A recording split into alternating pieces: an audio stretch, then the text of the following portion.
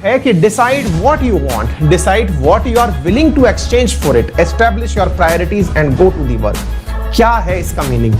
साथियों, मीनिंग बहुत स्पष्ट है अगर हम इसको समझते हैं तो। व्हाट यू वांट, आप चाहते क्या हैं, decide what you are willing to exchange for it. Sometimes ऐसा होता है कि हम में से चाहते तो बहुत सारे लोग हैं कि भैया हमें भी प्रशासनिक पद मिल जाए, हमें भी लगता है कि हम भी एक जिले के कलेक्टर बन जाएं, या फिर जो भी मतलब आपको बनना है। सपने तो बहुत होते हैं। आपको याद होगा बचपन में अपने परिवारजन जो हैं हमको इस बात को कहकर ताने भी मारा करते थे कि बेटा तुम जो हो ना केवल मुंगेरी लाल के लड्डू खाते हो, खाली पीली दिमाग में बस ख्याल बनाते हो, तुम्हें करना कुछ नहीं है।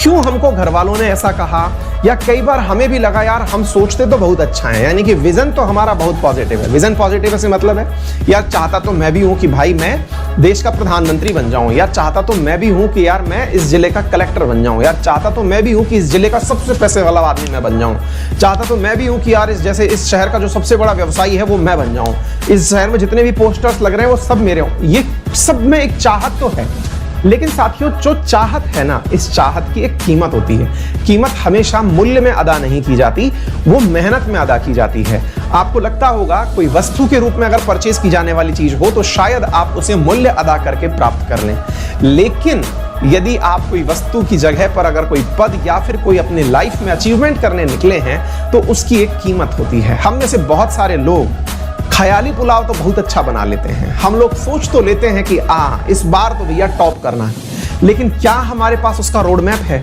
और रोड मैप है तो रोड मैप हमसे क्या बलिदान मांग रहा है ना?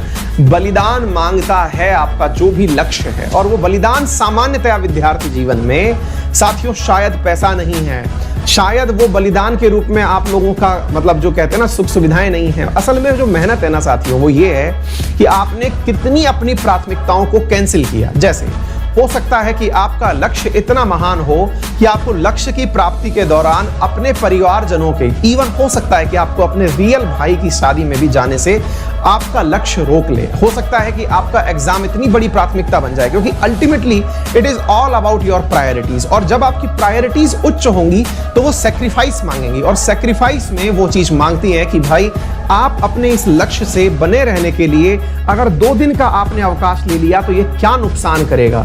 अगर हो सकता है कि आपने 2 दिन की छुट्टी ली और छुट्टी लेने से आपका रिदम बिगड़ गया, हो सकता है कि आपके घर में ही कोई निजी फंक्शन था आप उसमें नहीं जा पाए, हो सकता है कि आपको रातों की नींद खोनी पड़े, हो सकता है कि आपको अपने सारे दोस्त खोने पड़े, हो सकता है कि आप अब तक एसी रूम में बैठकर पढ़ते थे लेकिन नींद आने के कारण आपको धूप में बैठकर पढ़ना पड़े।